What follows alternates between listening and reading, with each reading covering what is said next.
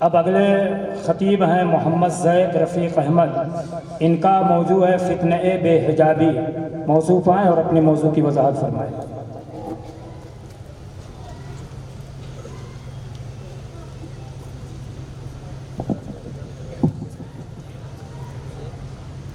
السلام علیکم ورحمۃ اللہ وبرکاتہ.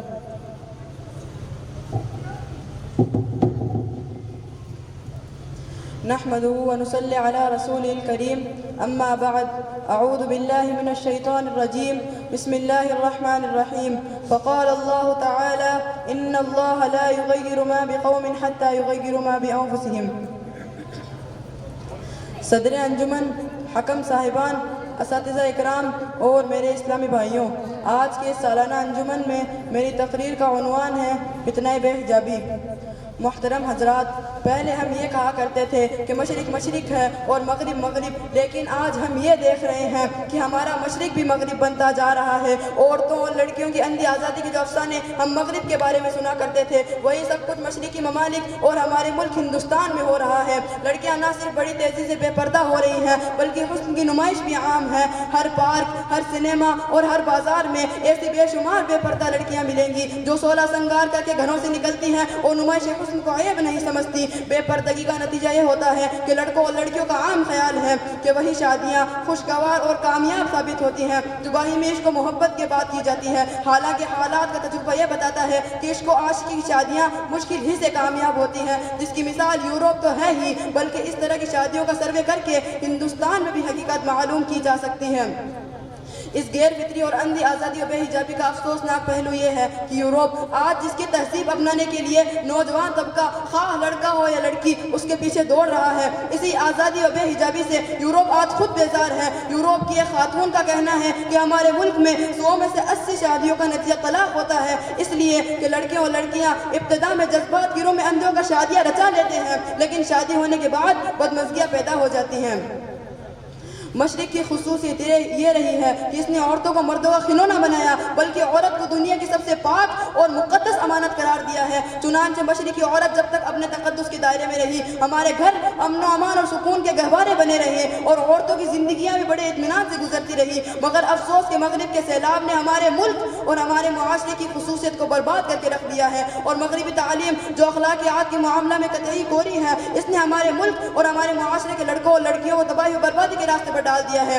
تاریخ اس بات پر شاہد ہے کہ جب بھی قوموں نے قانون فطرت سے بغاوت کی تو انہیں تباہی و بربادی کا سامنا کرنا پڑا. جیسا کہ قرآن مجید کہتا ہے ان اللہ لا یغیر ما بقوم حتی یغیروا ما بانفسهم. کسی قوم کی حالت اللہ تعالیٰ نہیں بدلتا جب تک کہ وہ خود اپنی حالت کو نہ بدلے. خدا نے آج تک اس قوم کی حالت نہیں بدلی، خدا نے آج تک اس قوم کی حالت نہیں بدلی، نہ ہو جس کو خیال آپ اپنی حالت کے بدلنے کا. انہی قانونوں میں سے پردہ بھی ایک ضروری شے ہے. اگر اسے اتارنے کی کوشش کی جائے تو بہت سی تباہ خرابیوں کا سامنا کرنا پڑے گا. میرے بھائیوں، عورت قوم کی ماں ہے اور ماں کے سامنے نظریں ہمیشہ نیچی رہتی ہیں. ان کے مقدس چہروں کو حریص نگاہوں سے بچانے کے لیے پردہ ضروری ہے. پردہ عورت کی عصمت، عزت و آبرو بچانے کے لیے ہی نہیں، بلکہ ان مقدس چہروں کو حریص نگاہوں سے محفوظ رکھنے کے لیے بھی ہے. عورت کی پاکیزگی کو اجنبی مرد کی نگاہ بھی ناپاک کر دیتی ہے. یورپ آج اس راہ پر گامزن ہے. بلا خوف کہا جا سکتا ہے کہ وہ تباہی و بربادی کے عمیق گڑھے میں جا رہا ہے، لیکن پھر بھی یورپ کی تقلید کو لازم سمجھا جاتا ہے. قوم مسلم تہذیب و تمدن کی داعی اور شرافت و انسانیت کی علم بردار اور خیر امت کے لقب سے ملقب کی گئی ہے. جیسا یہ قرآن مجید کہتا ہے کنتم خیر امت اخرجت للناس تأمرون بالمعروف وتنہون عن المنکر وتؤمنون باللہ، کہ تم سب سے بہترین امت ہو جو لوگوں کے لیے پیدا کیے گئے ہو، کہ تم نیک کاموں کا حکم دیتے ہو اور برائی سے روکتے ہو اور اللہ تعالیٰ پر بھروسہ رکھتے ہو. یہ قوم مسلم بھی اس بے حجابی کی بلا سے محفوظ نہ رہ سکی، حالانکہ اسلام نے عورتوں کا مقام بلند کیا ہے اور ان کا اتنا احترام کیا ہے جتنا پچھلی قوموں نے نہیں کیا. لیکن آج ہوا کی یہ بیٹیاں قرآن و حدیث کے حکموں کو ٹھکرا کر اپنے آپ کو بنانے اور سنوارنے میں اس طرح مشغول ہو گئی کہ انہیں اپنا مقام بھی یاد نہ رہا کہ اللہ کے رسول صلی اللہ علیہ وسلم نے انہیں کن خاردار جھاڑیوں سے نکال کر مردوں کے مساوی احکام سے نوازا. اللہ تعالیٰ اور اس کے رسول کی ان مردوں اور عورتوں پر لعنت فرمائی ہے جو ایک دوسرے کی شکل و صورت کو اپناتے ہیں۔ حضرت عبداللہ بن عباس رضی اللہ تعالیٰ عنہ سے روایت ہے، انہوں نے فرمایا لعن رسول اللہ صلی اللہ علیہ وسلم المتشبہین من الرجال بالنساء والمتشبہات من النساء بالرجال۔ رسول اللہ صلی اللہ علیہ وسلم نے ان عورتوں پر لعنت فرمائی ہے جو مردوں پر لعنت فرمائی ہے جو عورتوں کی مشابہت اختیار کرتے ہیں، اور ان عورتوں پر لعنت فرمائی ہے جو مردوں کی مشابہت اختیار کرتی ہیں۔ احکام معاشرت کے سلسلے میں اسلام نے عورتوں اور مردوں کے لیے سطر کے حدود مقرر کیے ہیں، چنانچہ ارشاد ربانی ہے وَقُلْ لِلْمُؤْمِنَاتِ يَغْضُضْنَ مِنْ أَبْصَارِهِنَّ وَيَحْفَظْنَ فُرُوجَهُنَّ وَلَا يُبْدِينَ زِينَتَهُنَّ إِلَّا مَا ظَهَرَ مِنْهَا وَلَيَضْرِبْنَ بِخُمُرِهِنَّ عَلَى جِيُوبِهِنَّ کہ تم مسلمان عورتوں سے کہہ دو کہ وہ اپنی نگاہیں نیچی رکھیں اور اپنی عصمت میں فرق نہ آنے دیں اور اپنی زینت کو ظاہر نہ کریں سوائے اس کے جو ظاہر ہے، اور اپنے گریبانوں پر اپنی اوڑھنیاں ڈالے رہیں۔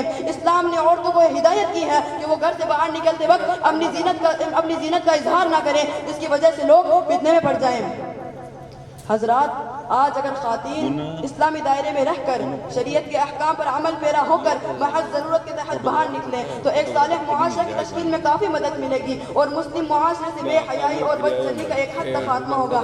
آخر میں اس شعر کے ساتھ میں اپنی بات کو ختم کرتا ہوں۔ بے پردہ نظر آئیں جو کل چند بیویاں، اکبر زمین میں غیرت قومی سے گڑ گیا، پوچھا جو ان سے آپ کا پردہ وہ کیا ہوا، کہنے لگی کہ عقل پہ مردوں کے پڑ گیا۔ آخر میں اللہ تعالیٰ سے دعا ہے کہ اللہ تعالیٰ ہمیں اس کی توفیق دے اور بے حجابی کو حجابی میں بدل دے، آمین۔ وآخر دعوانا ان الحمد للہ رب العالمین۔ السلام علیکم ورحمۃ اللہ وبرکاتہ۔